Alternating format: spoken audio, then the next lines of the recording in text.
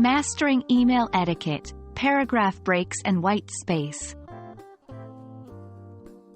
Hello, learners! Today, we'll delve into an important but often overlooked aspect of email etiquette, paragraph breaks and white space. With proper formatting, you can make your emails more readable, structured, and efficient. So, let's get started.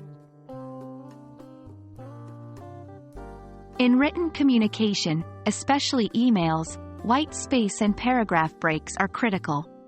They help make your text easily digestible and guide the reader through your message. Without them, your email becomes a monotonous block of text that is hard to navigate. To avoid this, remember to create a new paragraph for every new idea or topic. When writing an email, always start a new paragraph when you're about to discuss a new point or topic. The reason for this is twofold. 1. It makes it easier for the reader to follow your train of thought. 2. It prevents your message from becoming a massive, daunting block of text. Here's a rule of thumb. If you're shifting gears in your narrative, start a new paragraph. Utilizing white space is an excellent way to enhance the readability of your email.